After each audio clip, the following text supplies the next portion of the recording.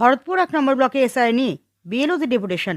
সারা রাজ্যে এসআইয়ের হিয়ারিং নিয়ে বিভিন্ন রকম বিভ্রান্তিমূলক কার্যকলাপ নিয়ে ভরতপুরের সকল বিএলওদের পক্ষ থেকে আজ একটি ডেপুটেশন দেওয়া হয় ভরতপুর ১ নম্বর ব্লকের সমষ্টি উন্নয়ন আধিকারিককে ও মুর্শিদাবাদ জেলা ডিএম ডিসিকে। ১৩ দফা দাবি নিয়ে মাননীয় ভরতপুর ১ নম্বর ব্লকের সমস্ত উন্নয়ন আধিকারিককে যৌথভাবে ভরতপুর ব্লকের বিএলও সাহেবরা একটি ডেপুটেশন দেন। বিভিন্ন বুথে বিএলওরা সাধারণ মানুষের কাছে হেনস্থার শিকার হচ্ছেন, কোথাও হুমকি দিচ্ছেন সাধারণ পাবলিককেও বা বিষ নিয়ে বিএলের সামনে খাবার হুমকিও দেন। ভরতপুরের বিএলওদের দাবি যে সাধারণ মানুষ যেমন হয়রানির শিকার হচ্ছেন, তেমনই বিএলওদের ওপর যেসব চাপ সৃষ্টি করছে এসিআই, সেই বিষয় নিয়েও বিভ্রান্তির পথে বিএলওরা। একের পর এক নিয়ম পরিবর্তন, ডকুমেন্টস নিয়ে বিভ্রান্তিকর কার্যকলাপ এসিআই করছে। এই নিয়ম বিক্ষোভ দেখান সমস্ত বিএলওরা। বিএলওদের দাবি যে তাদের প্রাণে মারার হুমকির সম্মুখীন হচ্ছেন, তাদের নিরাপত্তার জন্য কি ব্যবস্থা নিচ্ছেন এসআইয়ের জন্য তার আবেদন করেন ও সাধারণ মানুষকে এসআইয়ের নিয়ে যে সাধারণ পাবলিককে ডকুমেন্টস দিয়ে ভোগান্তিতে ফেলছে এসিআই, সেই বিষয় নিশ্চিত করতে হবে এলাকায় মাইকিং করে। এই ১৩ দফা দাবির মধ্যে তাদের দাবিগুলি যদি না মানা হয় তারা গণ ইস্তফা দিতে বাধ্য হবেন বলে জানান ভরতপুর ১ নম্বর ব্লকের বিএলও সংগঠন। শেষে ইআরও মুর্শিদাবাদ জেলার ডিএমডিসি তিনি এই ১৩ দফা ডেপুটেশন নেন এবং তাদের আশ্বাস দেন যে আমরা ঊর্ধ্বতম কর্তৃপক্ষকে জানিয়ে দেবেন এবং সকল বিএলওদেরকে বলেন কাজের যোগ দেওয়ার জন্য।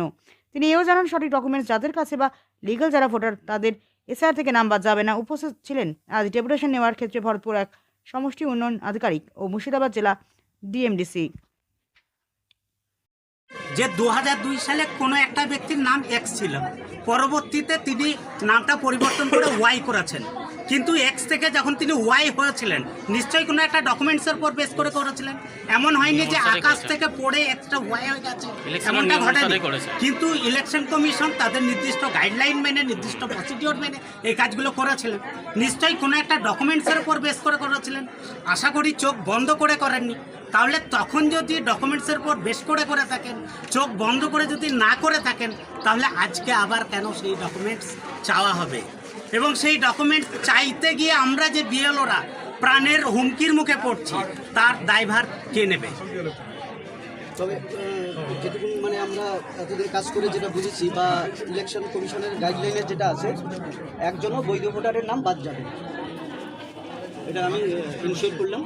একজনও বৈধ ভোটারের নাম বাদ যাবে।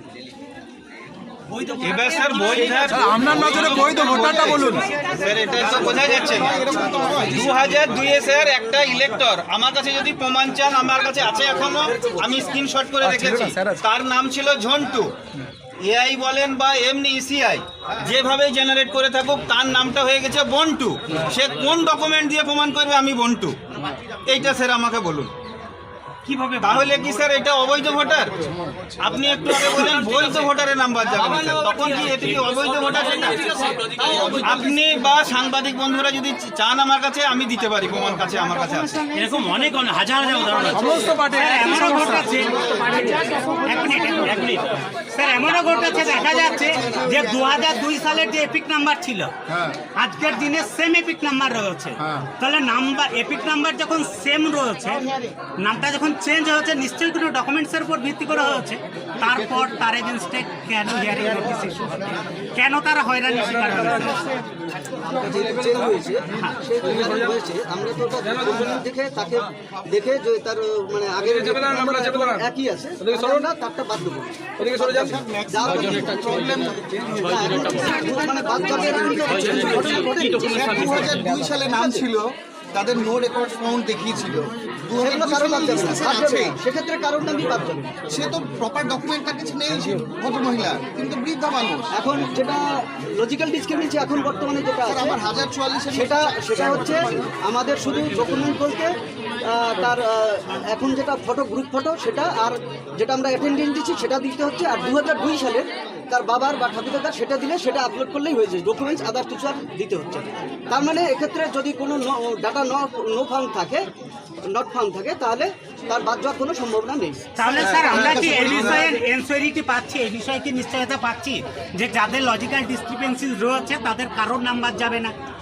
আমি তো বললাম তাদের আপনারা যদি এইটা ইনসিকিউরিটি করেন তাহলে আমরা আমাদের ফিল্ডে গিয়ে আমরা সুরক্ষিত বোধ অলরেডি করব। স্যার লজিক্যাল ডিসক্রিপেন্সি গুলো আমরা একবার আমাদের আপলোড করেছি আমরা নিজে ডিক্লারেশন দিয়েছি, বিএলও ডিক্লারেশন অলরেডি আপলোড করেছি। এরপরেও যদি তাদেরকে হিয়ারিং এ ডাকা হয়, পরবর্তী ফাইনাল লিস্টে যদি তারা বাদ দেয়, সেই দায়ভার তো আমাদের নাই, কিন্তু পাবলিক তো আমাদের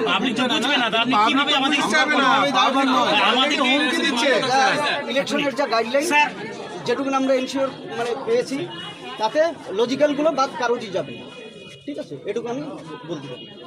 আমরা ডকুমেন্টস নিয়ে সেগুলো প্রয়োজনীয় যেগুলো সেগুলো আমরা ডিএম স্যারের কাছে পাঠাচ্ছি।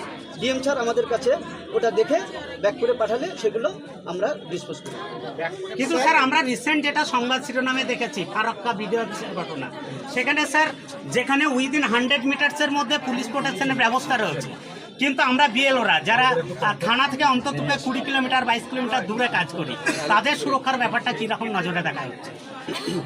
তাদের সুরক্ষার ব্যাপার তো পুলিশ আছেন, তারা করবেন। ডিএম স্যারকে এগুলো বলা হয়েছে, ডিএম স্যাররা এসপি সাহেবের সঙ্গে কথা বলেছে, তারা আবার মিসের লেভেলে একটা নামিয়েছে যাতে সুরক্ষাটা ভালো করে দেখা হয়, কোনো অসুবিধাজনক কারণ নেই। তাহলে স্যার এই ক্ষেত্রে আমাদের একটা দাবি রয়েছে যে আমাদের যেমন সুরক্ষার ব্যবস্থা করতে হবে, একই বিষয়ে আপনাদের মাইকিং এর মাধ্যমে এই বিষয়ে জনসচেতনতা গড়ে তুলতে হবে, যাতে এইরকম ভাবে যেন নিপীড়নের শিকার না হয় আমাদের বিএলও বন্ধুরা। এটা আপনাদের আমরা বিডিও সাহেবকে আমরা রিকোয়েস্ট করছি করুন যে আমরা যেন নিপীড়িত না হয়। আমরা কোনো দায়বদ্ধ নেই, আমরা কাজ করব স্যার, যা বলবেন সেই মোতাবেক কাজ করবো, রাত দিন কাজ করব, যেভাবে বলবেন সেভাবে করব। শুধু আমাদের এনসিওর করুন যে আমরা ফিল্ড লেভেলে যেন। ঠিক আছে, আমরা আপনাদের যে দাবি সেটা আমরা আমাদের তো নিজের তো করার কিছু নেই, তাদেরকে আমরা আপনাদের দাবি সনদ পাঠিয়ে দেবো। এবার সেখান থেকে যদি কোনো মানে বিষয় আসে তাহলে আমরা আপনাদেরকে জানিয়ে দেবো। আমরা সর্বতোভাবে আপনাদেরকে সাহায্য করব আমাদের তরফ থেকে। আমাদের ইআরও বিডিও সাহেব আছেন, অন্যান্য যারা ইআরও আছে, ব্লকের যারা অন্যান্য কর্মচারী আর আছে, আমাদের তরফ থেকে যতটা হয় আমরা আপনাদেরকে সাহায্য করব। কিন্তু এই বিষয়টা তো উদ্বোধন কর্তৃপক্ষের বিষয়, এটা ডিসিশন নেওয়া বা ইলেকশন কমিশনের ব্যাপার। সেই ইলেকশনের নির্ধারিত কমিশনের নির্ধারিত কাজগুলোই আমরা করছি। এটা একটা মানে ফ্যামিলির মতো, মানে আমরা আছি, তার নিচে এইআরওরা আছে, তার নিচে আপনারা বিএলওরা আছে, আমরা কিন্তু একসঙ্গেই যৌথভাবে কাজ করছি। যা যা অসুবিধা হচ্ছে সবারই হচ্ছে, আমাদেরও হচ্ছে, আপনারও হচ্ছে, বাকি জনসাধারণের হচ্ছে। তো আপনাদের এই দাবি শোনা আমরা ঊর্ধ্বতন ডিএম স্যারের কাছে।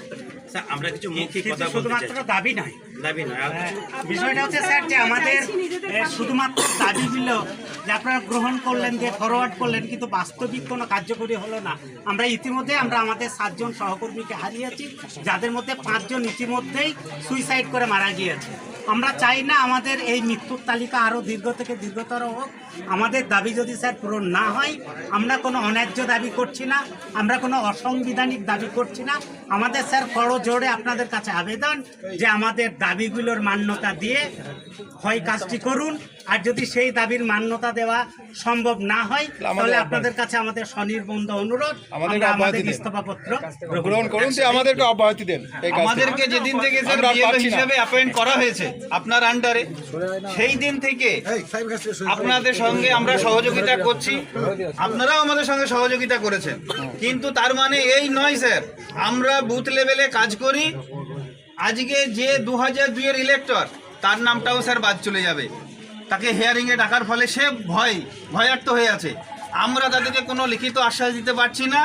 এইটুকু স্যার আপনাদেরকে আশ্বাস দিতে হবে, কোনো ইলেক্টরের নাম বাদ গেলে কোনো বিএলও দায়ী থাকবে না।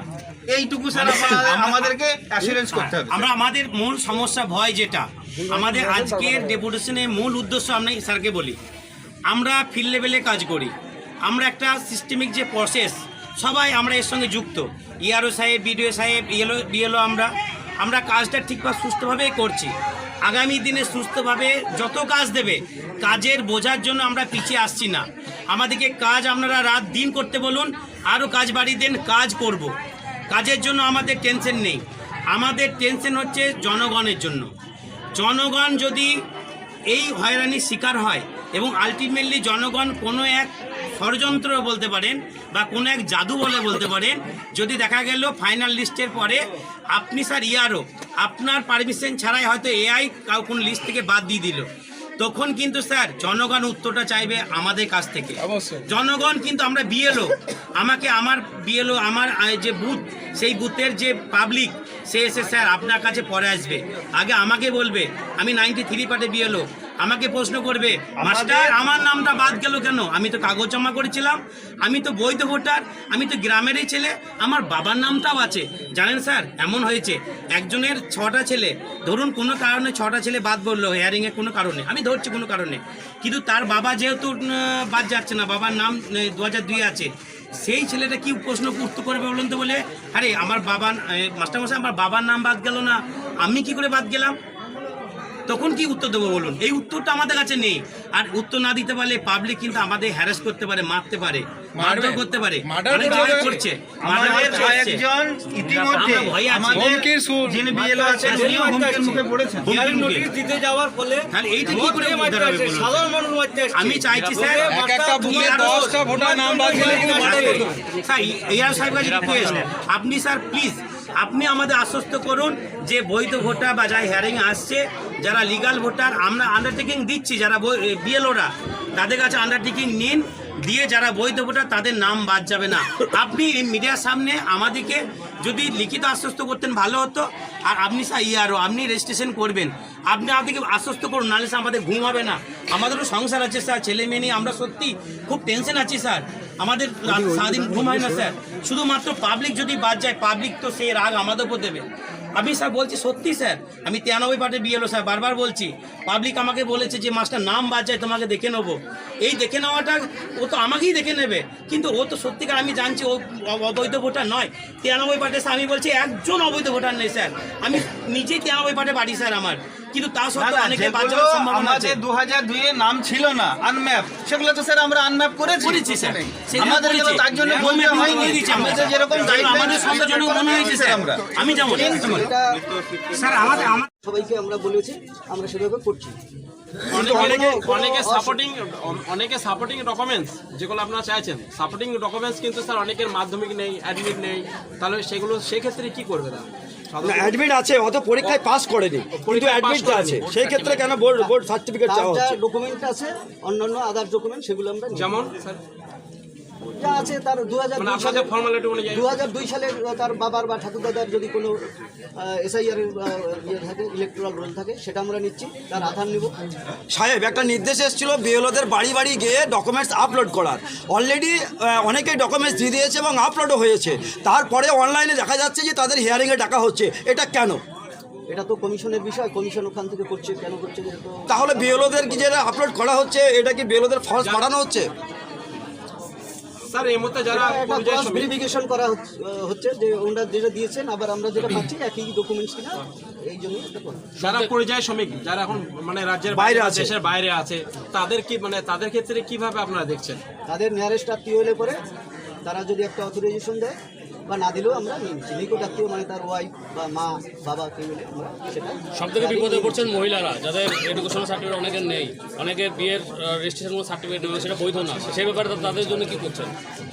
সেটা বাকি ওদের অন্য যা ডকুমেন্ট আছে, পুরনো যদি কোনো ডকুমেন্টস থাকে, অনেকে জমি জায়গাও নেই, সেগুলো যা আছে তার সেটাই নেবো আমরা। সাহেব অনেকে 6টি সন্তান আছে, ঠিক আছে একটু বলি সাহেব, কিন্তু অনেকে 2টো সন্তান বা 3টে সন্তান পরেও একই নোটিশ আসছে, এটা কেন? এইটা তো নোটিশটা তো জেনারেট করছে সিআই থেকে, এটা এটা যাদের 6টির ঊর্ধ্বে আছে তারা কি সাবমিট করবে? আমরা যার যে ভোটার ইলেকটারের এগেনস্টে এই বিষয়টা আসছে, সেই ইলেকটারকে আমরা তার বাবা কিনা এটা প্রমাণপত্র দিলে পরেই আমরা তারটা নিয়ে নিচ্ছি। অন্য আরও 5-6 জন আছে কিনা সেটা আমরা এখন দেখছি। ঠিক আছে। সঙ্গে সঙ্গে আপনি আমাদের ব্লক আধিকারিক হিসাবে আমাদের অভিভাবক, আপনি এই দুজন আছেন আপনারা, আমরা পেয়েছি, খুব সৌভাগ্যবান আমরা। সেক্ষেত্রে আমাদেরকে এই অ্যাসুরেন্সটা যদি আপনারা করেন তাহলে আমরা নিশ্চিন্ত থাকতে পারি এবং আমাদের দিক থেকে কোনো রকমের অসুবিধা হবে না কাজ করার ক্ষেত্রে, কারণ এর আগে আমরা কাজ করেছি, কিন্তু কাজ করতে গিয়ে যে সমস্যা স্যার, সেই সমস্যার থেকে উদ্ধার আপনাদেরকে করে দিতে হবে। ঠিক আছে, গ্রাউন্ড লেভেল থেকে হুমকি আসছে পাবলিকের, সেটা থেকে আতঙ্কিত না আমরা, আমাদের তো ধরুন সংসার আছে, বউ বাচ্চা আছে, নোটিশগুলো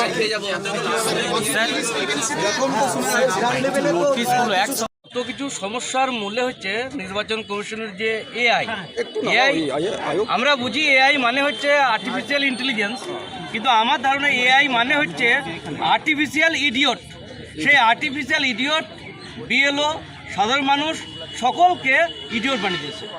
এবং আমাদের কাছে যে প্রশ্নটা করছে, মাস্টারমশাই আমার 4টে বাচ্চা 6টা কী করে হলো, নিশ্চয়ই আপনি ভুল করেছেন, সে গালিগালাজ করে মারধর করে উঠছে। আবার কেউ বিষের কোর্টে নিয়ে চলে আসছে যে নাম বাদ দিলে বিষ এখানেই খাবো।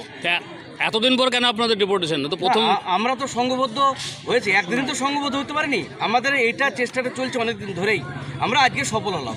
এসআইআর নিয়ম ছিল যে 2002 সালে যাদের দাম থাকবে তাদেরকে আর কিছু করতে হবে না। তারপর যখন এই নিয়ম এলো আপনারা তখন কেন ডিপোর্টেশন দিলেন? তখন অভিযোগ নির্বাচন কমিশনের নাম নির্যাতন কমিশন হয়ে গেছে। আমাদেরকে সেই কথা বলা হয়েছিল, আমাদেরকে ভার্বাল যেসব অর্ডার দেওয়া হয়েছিল সেগুলোর সঙ্গে কোনো কিছু ম্যাচিং হচ্ছে না, সব সম্পূর্ণ আলাদা।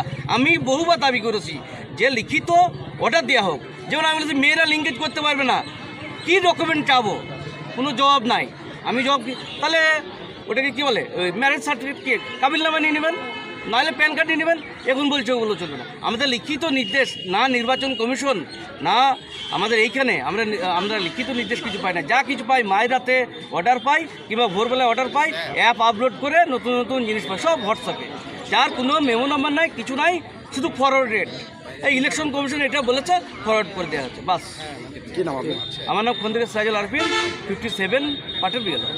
আমাদের দাবি ছিল আমরা 69 বিধানসভা এবং 67 বিধানসভা, দুটো বিধানসভার বিএলওরা একত্রিত হয়ে আমাদের যেটা প্রথম দাবি ছিল, আমরা যখন সাধারণ মানুষের কাছে হিয়ারিং নোটিশ নিয়ে যাচ্ছি তখন তারা সবাই আতঙ্কিত, কারণ তাদের কারো না কারো, এমনকি নিজেরও 2002 সালের বিধানসভার নির্বাচক যে তালিকা, সেই তালিকাতে তাদের নাম আছে এবং তাদের ছেলে মেয়েদের নাম আছে। তাহলে আবার কেন তাদের নোটিশ? এই যে আতঙ্ক, এর ফলে কি তাহলে আমরা যদি নামটা কি আমাদের বাদ যাবে? এই নিয়ে যে আতঙ্কিত পরিবেশ এবং সাধারণ মানুষকে হয়রানি করা, তার বিরুদ্ধে এই বিএলওদের আজকে ডেপুটেশন। আপনাদেরকে ফিল্ডে কি সমস্যার সম্মুখীন হতে হচ্ছে?